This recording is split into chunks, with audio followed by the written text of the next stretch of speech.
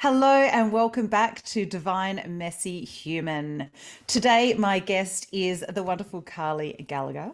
She studied naturopathy at the former Australian College of Natural Medicine, now called Endeavour, and graduated in 1996. Carly initially focused on many health conditions. However, the last 10 years has been focusing on women's hormones, thyroid disease, and gut dysfunction. Coupled with her love for teaching yoga, her Inner Alchemy brand was created in 2017 to bring together her knowledge of yogic principles and natural healing. Carly is well known for her passion regarding thyroid and hormonal conditions, which stems from her own family's struggles with thyroid autoimmunity and her own hypothyroid condition. She vowed to help others navigate this through tricky and often misunderstood conditions using the three elements of Inner Alchemy: yoga, food, and healing. In 2021, she launched her own organic chakra balancing range of body oils, lotions, and herbal teas, all aligned to the seven chakras of the body. Using her knowledge of Eastern Indian philosophy learned while studying and her Western herbal, naturopathic, and aromatherapy knowledge, her intention was to provide a range that can help balance physical, emotional, and spiritual levels. Carly works from her home in the beautiful Currumbin Valley in Queensland, where she makes all her own product range and individual herbal tinctures and teas for clients. She offers Zoom and phone consults for remote clients and a weekly face-to-face opportunity in Mount Warren Park on a Wednesday. Using her spiritual team of crossed over animals and other beings, she's able to use her skills of claircognizance to tap into each client's needs for healing. She is also a beyond quantum healer, helping clients travel into past lives and experiences to further gain deeper meaning of their soul's journeys. Welcome, Carly. It's so good to have you today. It's always like a big breath after you get through that, isn't it? I know. It's been a while. It's doing that reading out and trying to get it clear enough for people to hear it. It's all on the website. Just go there. You'll be right. Exactly. It'll be in the show notes. It'll be in the show notes. So, how are you doing, my love? Yeah, really, really good. It's great to see you again. Now I'm up in Queensland. I miss seeing your face down in I Melbourne. know. I know. Probably not Melbourne so much. Awesome. So Carly and I used to work in the very first external clinic space that I had actually when I first started studying kinesiology. So, gosh, when was that? Must have been 2017, 2018, something like that. Such a Yeah. good place to meet fellow practitioners. I always think like we come together for brief moments in life, and this is part of this whole, spiritual journey that we're on. I think we meet people for those reasons. You know, Yeah. I remember reading the book Celestine Prophecies back when I was like traveling through Europe, and I was like, wow. And because it was like them traveling through Europe, I was like, even wow. And ever since then, I've always kept that in the back of my mind. Why am I meeting this person, and what are they, adding to my life? And I'm sure that's how we met. We were meant to meet Yeah. each other. Exactly. Exactly. So tell the audience how you found naturopathy. What drew you to it? Well, actually, I have to give the honor to my mother. She was quite an instrumental part of my decision to do naturopathy in the first place. I remember growing up, we had lots of like typical children ailments. Like I was being a blonde hair, blue eyed person, we often get a lot of upper respiratory tract stuff. So I always had asthma and eczema and not, basically. So right from the get go, we were basically put on goat's milk and dairy, cow's milk was no for me. And we all had that kind of healthy diet. So yeah, when I was finishing high school, I really didn't know what to do. And she was like, why don't you study naturopathy? And I was like, yeah, I think that's pretty good. So yeah, she was the person that got me into it in the first place.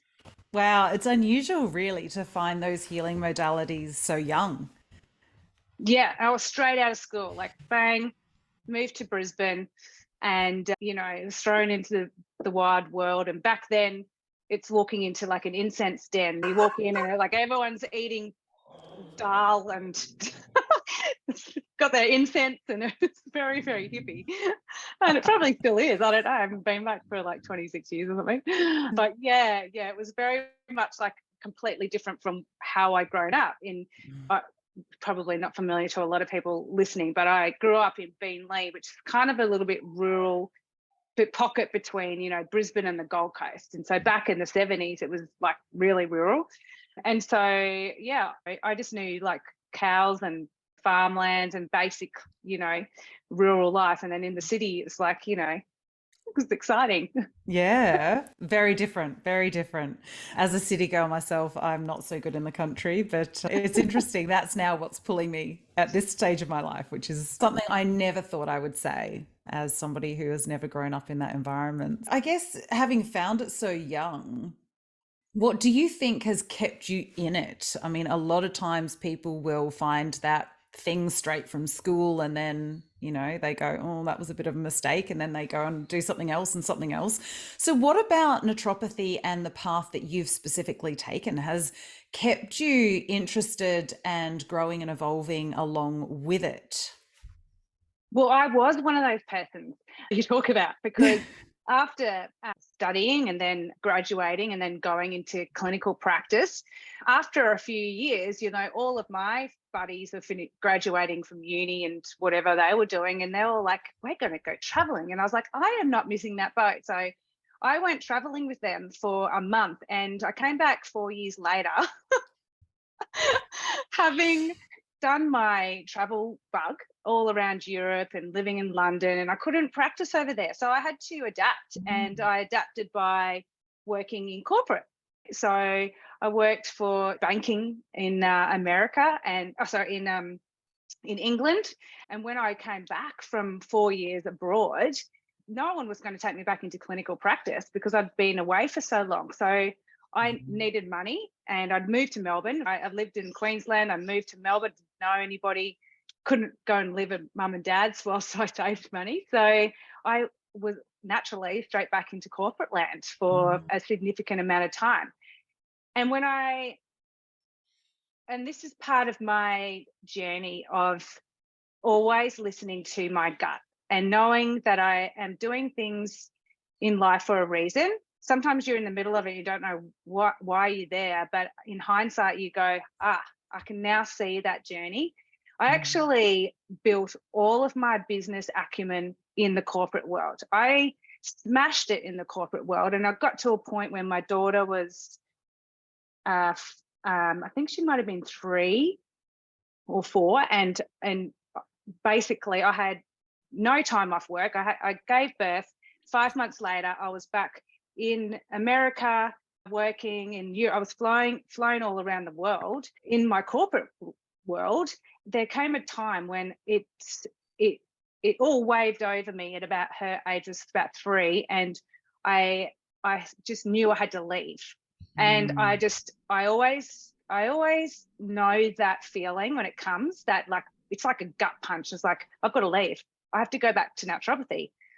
And which is really weird, right? I've just formed this amazing career in corporate world, and then I had this pull back to naturopathy, and my business was so much better in naturopathy because of the fact that I'd been in corporate world. I had better relationships, better communications, better navigating the intricacies of software and financial hurdles and planning and all of that stuff. So I actually feel like that journey was a really important step for me. And that, that she's now 13, by the way. So that was over 10 years ago.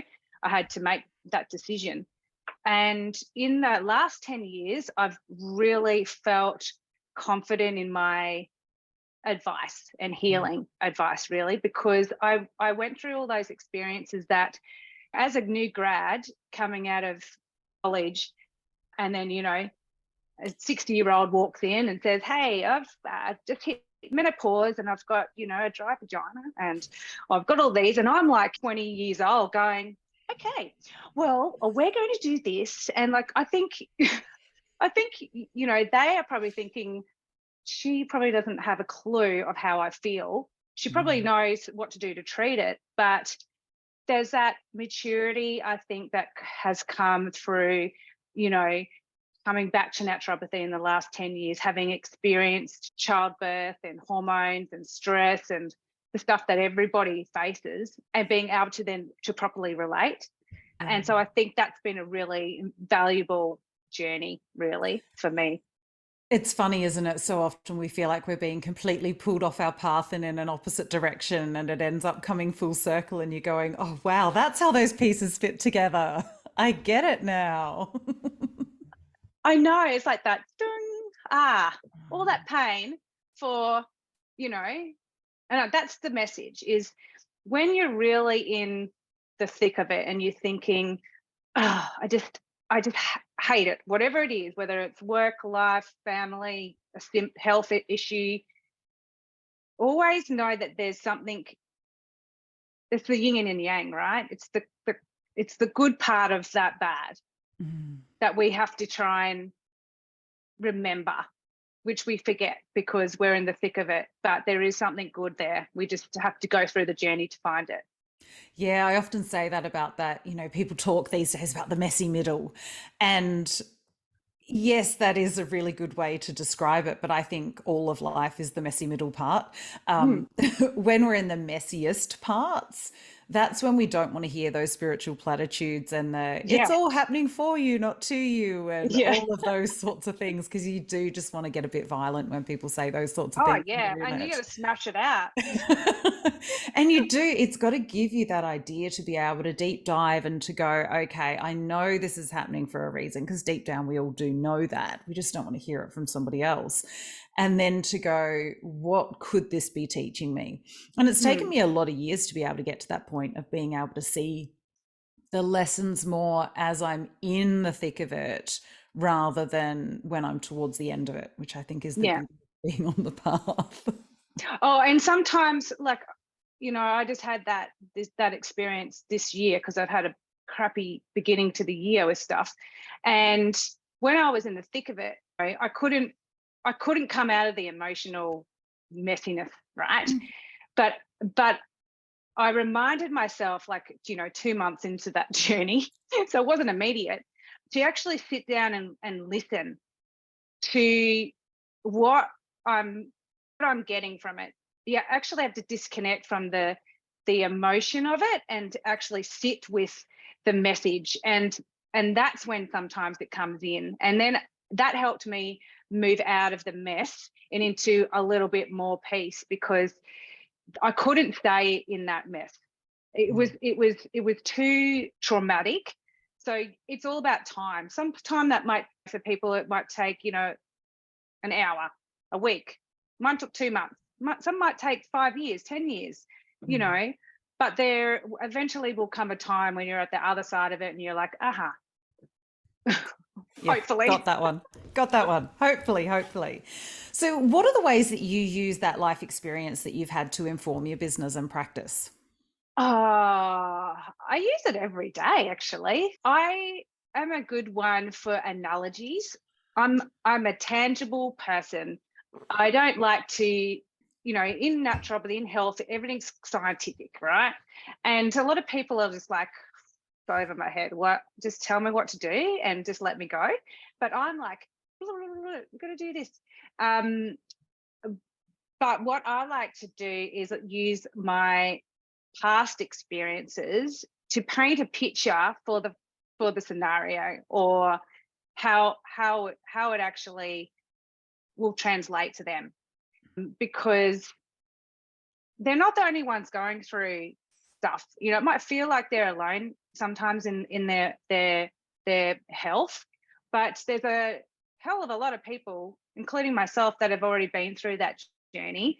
And it's about giving them the confidence and also educating, because a lot of people aren't in control. And I was thinking about this on the weekend because I knew I was going to talk to you.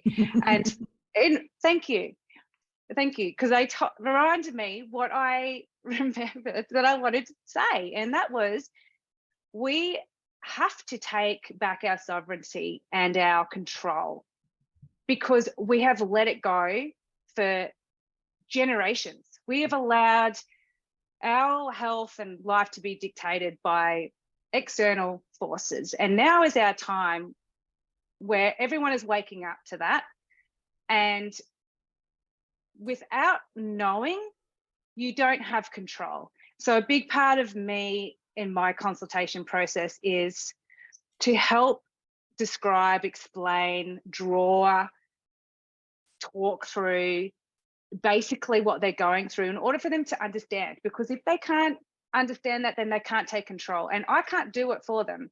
I can give them the advice, I can write a plan, I can tell them what to eat and whatever. But at the end of the day, only they can do that. Do you understand? They have to take control and ownership of it. And then the you know, the outcome will be achieved in whatever time frame. Yeah, I think they're such beautiful points. We are such metaphorical creatures and we do learn through stories. So I think being able to tie things into stories that give them more of a holistic view of what's happening, that bigger picture view, because when we're stuck in it, we can't see the wood for the trees because we're in it. Yeah. And we're sitting too close to it. And I always say that's why it's so important to find those practitioners in whatever modality it is that can help you to see things from a different perspective and be able to gain different insights from those different perspectives. And also why I never say one modality is going to fix you, because one, you're not broken, but two, you need different perspectives from different fields of study, from different life experiences to really be able to gain a more 360-degree view of what you're going through. And I agree that self-sovereignty side of things is so vital. I've moved clients on before for the fact that they're using me as a crutch, and I'm not here to be a crutch. I'm here to give them the power to be able to move forward in their life. And yeah, come back, see me for a tune-up. But you know, we want to be moving you forward, not just keeping you where you are and putting band-aids over cracks. And I think that's the difference between almost the old way of healing and having a client for life rather than really truly embodying health and vitality and wellness and encouraging people to go on that journey. So I think it's beautiful that you say all of that kind of aspect to it, because it does give a bit more meat to the bone, so to speak, rather than just here's your prescription, off you go. See you in 4 weeks. Yeah.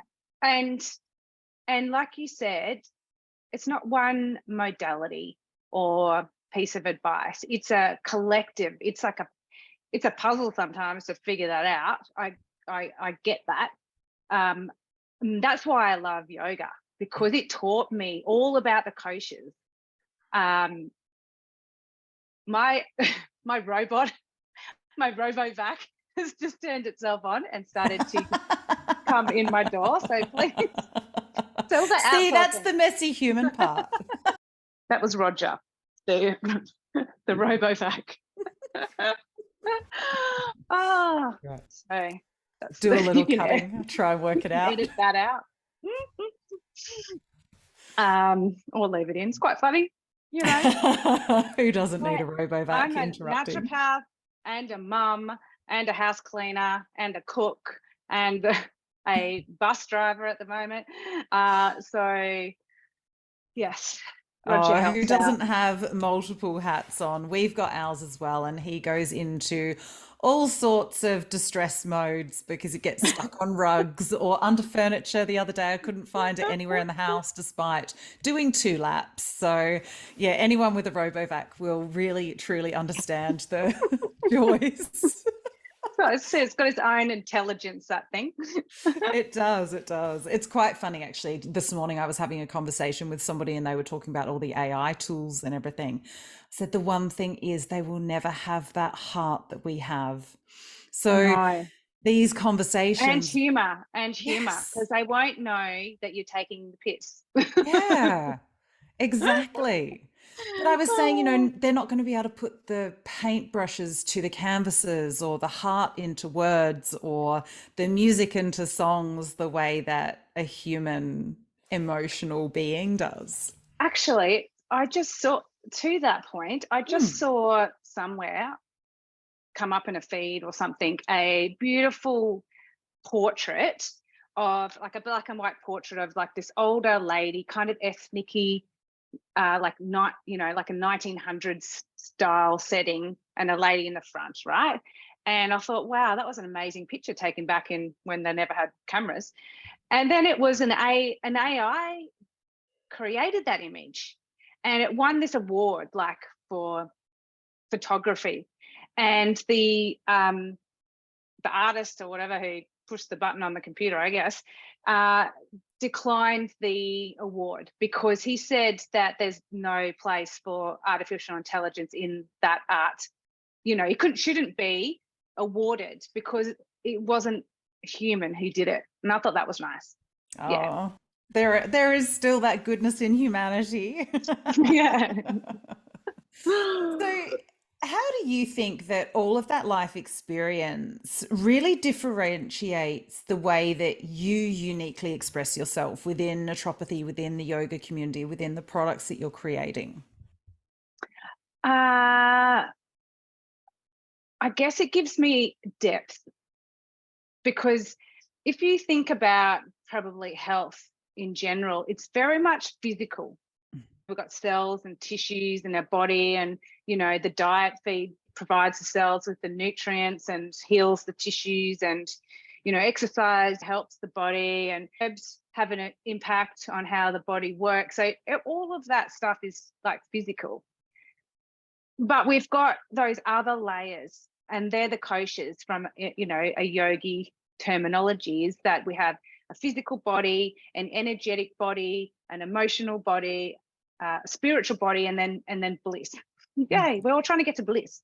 So it's like we've got all these layers. And so my theory is, let's not try and miss out on all those layers, because there's benefit in those. And so my products and my advice aims to touch into every one of those koshas. There's some accountability in that, but the advice is, here's all the things that we can do, and how I created them and how I advise them. I know there's a direct line into each of those areas. So without them even really thinking about it, I know that my aromatherapy products work on the energetic part of the kosha. It's all about the biomagnetic fields and the chakras. They're part of the energetic body. And I know that aromatherapy works on the emotional body. It helps us overcome, fears and phobias and grief and pain, and bring love and joy. And so just automatically, I know that I'm bringing quite a lot into their overall health. The harder part is guiding people into the last two layers, which is the wisdom or spiritual layer. And that's more like your inner voice and your intellect, your intuition. And certainly the chakras, tap into the third eye, which is part of that wisdom or spiritual chakra. But it's one thing using that, and it's another thing actually listening to it, or knowing that voice or that guidance. And then the last one, bliss, is about being with yourself. Always the hardest one to be with, isn't it? And this is like probably where Buddha sits in all of our ultimate deities. They learnt how to master that just being. Whether we realize it or not, we're all actually just one being force. We're part of the ultimate light. And, and that has some scary parts, because there's some people who look at it and we're like, shit, I don't know if I like that person. And that actually person is part of me ultimately. But yeah, being with self, and you can tap into that in nature, because nature's mastered being, it's happy just to be. Yeah. In fact, I did a past life and I was just a bubble of gas, and I know what it feels like to be 100% content and peaceful, because as a bubble of gas, in wherever planet, I can't remember where it was, or where in the ether somewhere. I didn't have anything to do, and I was just Mm. floating around.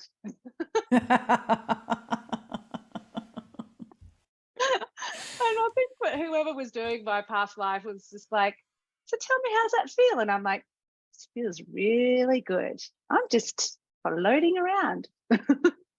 Isn't it one of those things where you just go, gosh, wouldn't that be nice? And then you actually think about the life that we're living and you go, oh, but it's just got so much more depth and color and Yeah. texture and all of Yeah. the things that we want to be. And I always luckily we have think, thousands of lives, you yeah, know? I'm of that belief as well. And I think the thing that I make sure when I'm doing anything to do with, past life is to make sure that it really resonates to what's going on for people now. Because I think we can, as you say, we've gone through thousands of lives. We've tortured, we've maimed, we've done all of the horrible Yeah. things, and we've done all of the amazing things as well. And it's like we're adding dimensions to ourselves, to Mm. our totality of that soul being that we are. So if you take that example of finding, that lifetime as a bubble of gas, how does that relate to your life and the lessons that you're learning now that make you able to function in a 3D reality? It's a really good question. And I know the answer, Good. because time and time again, and I get this through, meditation and reflection and listening to my intuition. And, you know, there's one thing I think that I learned, decades ago, when I first asked that question that everybody has, what's my purpose in life? And we can keep coming back to it. But I got very, very strongly back then, patience, peace and patience. Don't be in a rush, because I am a Pisces. And so I am like, and also OCD. So I'm like, dun, dun, dun, got to get done. Dun, dun, dun, dun, and I'm like this crazy woman. And so I think that when I did that past life, and what was one of the ones that came up for me, is like to remember, you can just be quiet and float and be peaceful and be patient, because everything in life happens in order of it happening, because this is predetermined before we come. This is my belief of reincarnation. We sit up there and we say to our guides, what do I have to learn in this life? Okay, I'm going to go and do that. And maybe that was what I agreed to be patient and to allow that journey to wash over me. And so I have that on my foot as a tattoo. Inhale, exhale. Yoga teaches us to breathe, and it makes me feel more patient and grounded, and I start the day like that. By the end of the day, I'm a crazy woman, but at the beginning of the day, We've got to have something to work towards. We can't just be a bubble of gas all the time. Let's face it. It's really funny. A lot of the people that I speak to in the spiritual circles or the healing circles, or any of that realm, who have those similar types of beliefs, often feel like they didn't read the small print on those contracts of why they're back here this time. I put my hand up. I often say, I swear they slipped it under my nose while I was up at the bar or something like that. And I just signed away going, yeah, let's do this. But I think this is the thing where they say, be careful what you wish for. It's not the way that most people say it, is the way that I interpret it. So for me, be careful what you wish for. When I put up my flag to learn about patience, what did I get? Everything that was teaching me patience. We will keep sending you these lessons until you learn that lesson that you've just put your hand up for. That's and so the it's yin and the not, yang. yeah, it's not the punishment. It's, I've asked to learn this lesson and holy crap, am I learning it? And then all of a sudden you find that you're reacting less because you've been practicing with these skills if you're doing it consciously. And then you're going, my patience is growing. Isn't that interesting? And then you start to get slightly less lessons on that bit until you put your next flag up. And then, of course, next level start. Yeah. and you never know when it's going to come. It's just going to come Yeah. in and hit you for 6, and you go, okay, let's Yep. go through that roundabout again. Here we go. Buckle up. I do joke though that the longer that I've been doing the healing and the more I have people around me to tap into when those challenging times hit, I do tend to condense them now. Instead of it being a 3 month or 6 month healing process, it's coming in 24, 48 hours or a week or 2 weeks. It seems to Mm, be much shorter because I've been practicing those skills, I guess, for yep. so many years now. It's probably been, gosh, coming up 12, 13 years of actually practicing the skills. Because unlike Yeah. you, I didn't wake up quite so early. I had all of the signs to wake up and I kept getting the little nudges and the little pokes and Hmm. ignored them for way too long. So I know you've mentioned a bit of it, but I'd really like you to go into what's your understanding of spirituality? How do you define it and how do you interact with your definition of spirituality? Um, Spirituality to me really is my connection with my higher self and my connection with, God. And, I often laugh at that because I went to Catholic school or whatever, ecumenical school, and wasn't brought up in any religion. I, thought of myself as agnostic. Might have even gone through a period of not ever believing God and being complete atheist because that was the trend, because maybe my boyfriend or my friend, but didn't think about it. But it punches you kind of in the face at points, and it makes you wake up to, ah, actually, there is something in this, because when I listen to it, something good happens. And then you practice and you practice and you practice. So for me, I've had an interest in basically esoteric all of my life, probably since when I walked into naturopathy and kind of learnt about, lots of different traditions like Buddha, and started to think about it. I don't necessarily believe in the Bible. I think that that's been probably bastardized at some point. I believe that we don't know a lot. It's probably hidden. But what I do know is what I feel and it's kind of not a hearing, it's a knowing. And that's the clear cognizance part. Is my spirituality is a deep knowing. I will get a very physical reaction to that knowing. I'll get goosebumps on my arms. I just got them then because it's telling me this is correct. And I always go with that. I mentioned to you that I moved up under COVID to Queensland when we were chatting about having this. And my decision to go was very much a intuitive knowing. It was immediate and it was like, go. And so I always listen to that now. It's probably taken me, 20 years to truly listen. But since maybe probably the last 8 to 10 years, since I've been practicing yoga, I feel that connection's a lot stronger. Probably because meditation and sitting with yourself really is that conduit to that intuition. And the more that you practice that, the more you can get yourself into a state where you let go of the outside noise and then just listen to the inside knowing. And that's what spirituality is to me. It's not necessarily a religious thing. I do believe that we are part of God's creation, whatever religion we decide to follow, or no religion. It's just a sense of comfort and belief that that is actually our true origin. And he keeps sending us back here. I think it's funny when you sort of say the trial and error. There's so often more error than trial in those practices. Oh yeah. So meditation for somebody with an overactive mind like mine took me a long time to realize you don't actually have to be quiet. You just actually have to Yes. observe, right? And when somebody told me that, I was like, bloody hell. I've I been thought I was doing it wrong all this time. Do you know, trying I to was the meditate for same. years. when people would take me through guided visualizations, and because my clairvoyance hadn't come in at that point, so I didn't have the seeing, I could feel it. I Yeah. knew that I was in those scenarios, whatever they were painting, but I couldn't see it. And so I thought I was meditating all wrong.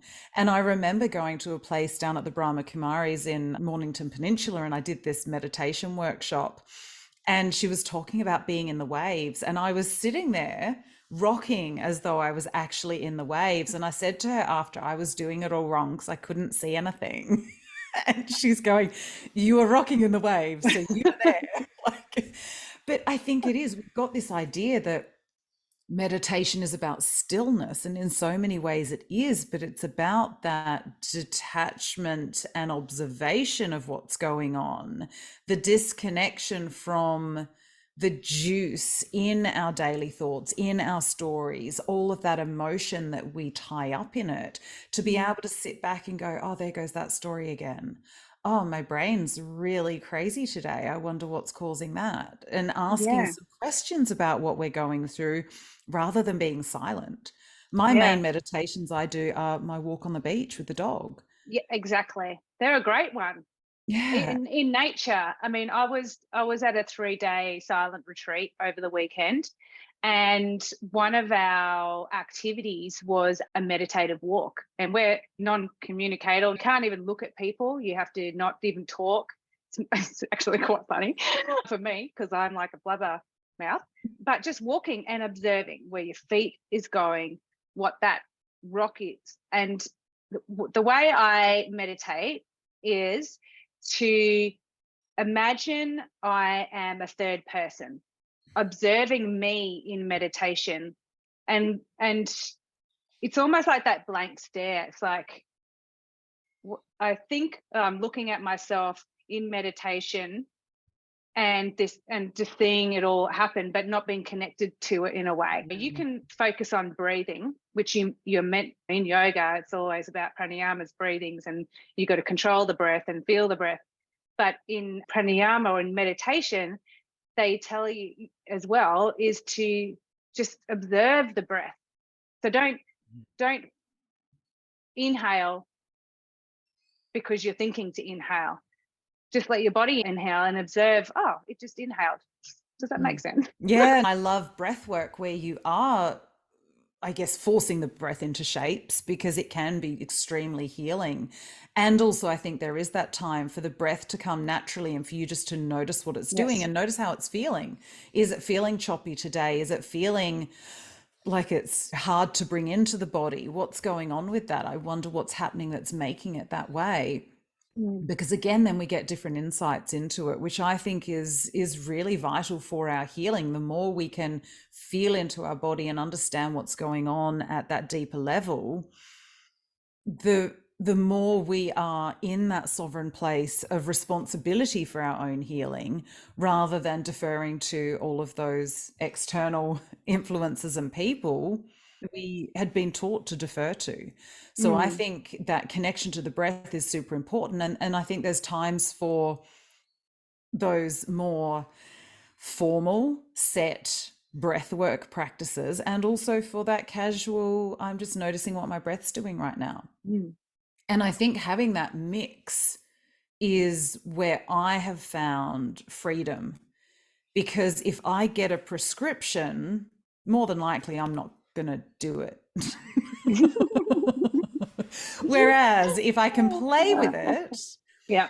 and if I can know that, well, if I choose to do a proper breath work, then that's what I'm choosing to do. But if I'm choosing just to sit and observe my breath or observe my thoughts and see what's happening, I feel like I'm choosing, and I feel like I'm more free and more sovereign in my practice rather than Exactly. having to do the prescriptive, this Yeah. is what So must so happen. do it. That's right. And I always say to my clients, this is just a piece of paper with what I'm prescribing you in terms of diet, lifestyle, and food, and what to, and what to avoid and what to do more of. But I always say this is like, okay, I'm telling you not to have gluten because gluten's not going to be good for you.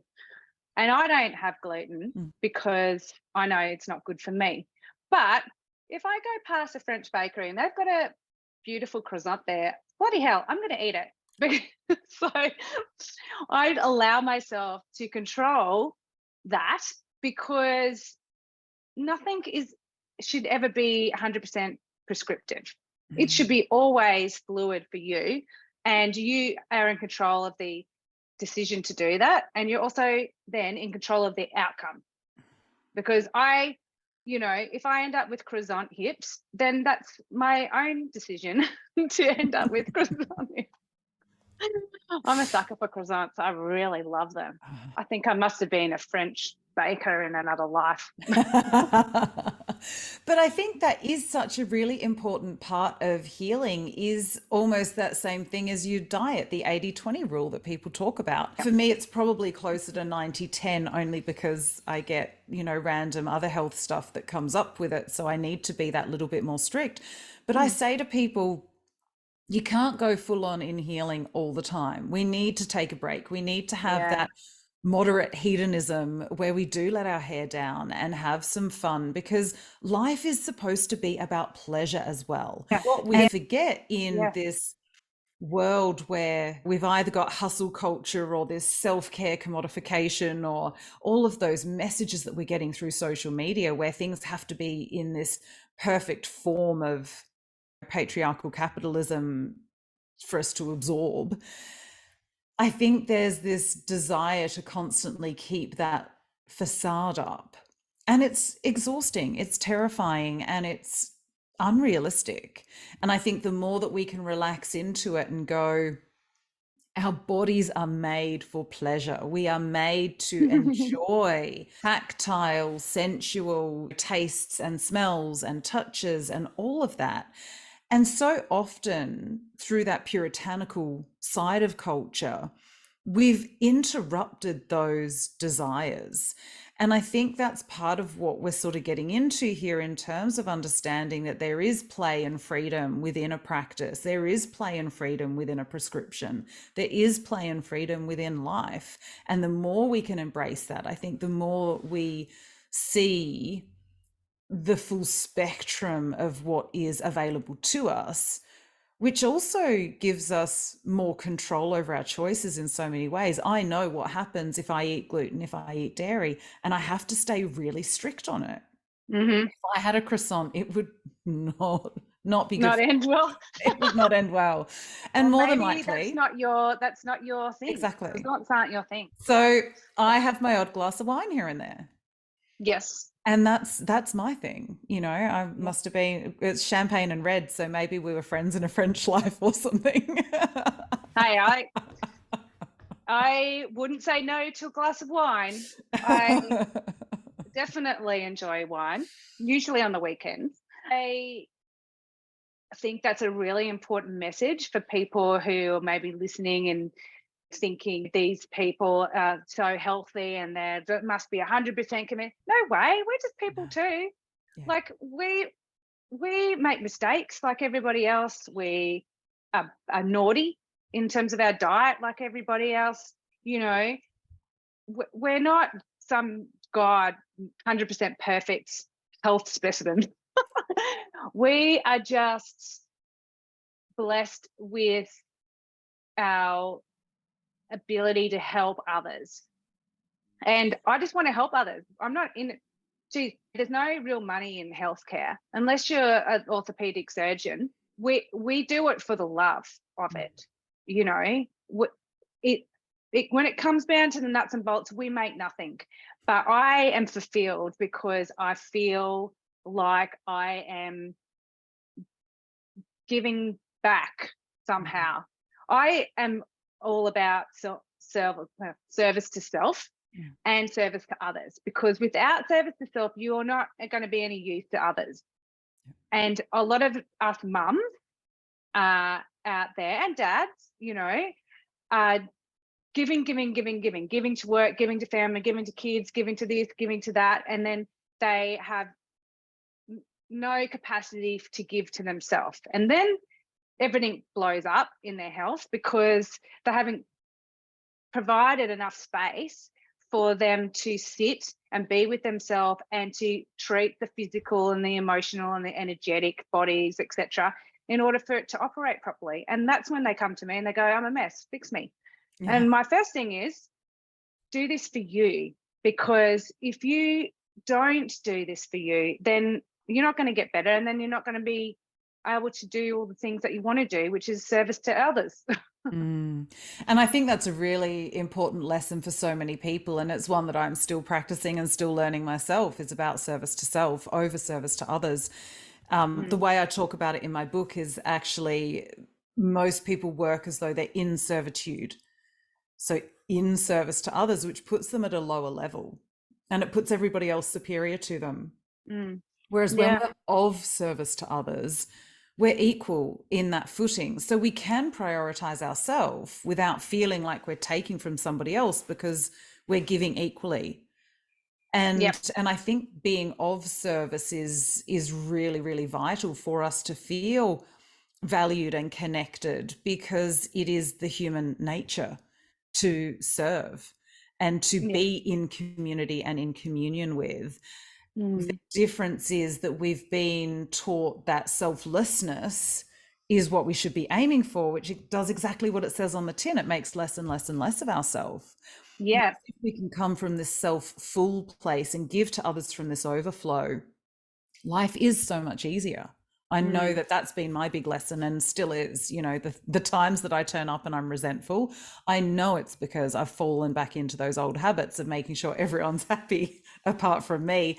And I tell you, it changes on a knife edge these days. It's like, hang on. It's all about boundary setting. It's one of Yeah. the things that we were doing in our silent meditative state, is setting boundaries. I'm very good now at being able to say no to things. There was a time when I was, saying yes to a lot of things. And I think there's this societal judgment on people who have that no capability.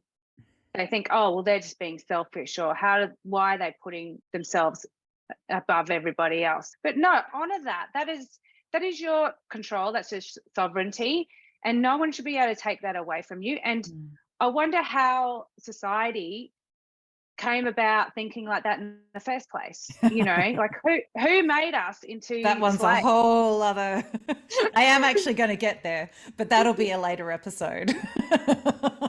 I'm awake now. I'm like, no, I will not do that, because I control me. And you can see, by what's happened in the last couple of years, that a lot of people are still in the yes, without taking the power and saying, well, no. Yeah. Absolutely. So we are getting to the end of our time. I want to ask you, what does being a divine, messy human mean to you? Being not perfect, because I'm not. And sometimes I kick myself and go, stupid, what did I do that for? Often it's when I'm driving the car and I've like scratched it and I thought, oh shit, my husband's gonna really look at the tires, because they've run up the curb again. And I'm like, oh my God, I'm not perfect.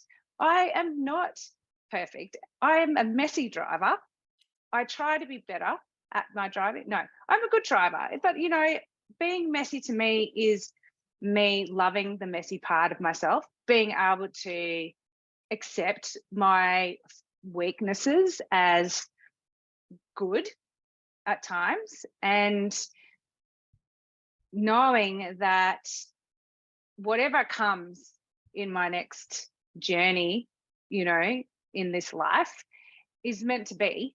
And however I approach it, whether it's perfectly approached or messily approached, it's how I'm meant to approach it. Because at the other end of it, maybe I'll have realized, well, shit, I probably should have gone in the other direction of the car park and not this one. I got a lesson in that. I will never go back into that car park the same way. But that's life, right? I love it so much. So tell everyone where they can get hold of you. How can they find you? Well, you can find me on my website. All my products and my bookings are all on my website, which is inner-alchemy.com.au. And I'm not teaching yoga anymore up in Queensland. I'm being selfish and just being a yoga participant, but I teach it in my way, I guess, in some aspects and in my products. So I am fully online, and I've got Zoom and phone and face-to-face up here if you're traveling through. Everything's on my website. And I'm on social media, but I'm not really good at social media. So you probably won't get very much information there. I'm sporadic too, so I completely understand. Thank you so, so much for your time today. It's been wonderful Namaste. as always. And I just, thank you so much for bringing all your light to the world, because we really need it. So thank you. Oh, thank you. Thank you for bringing your light.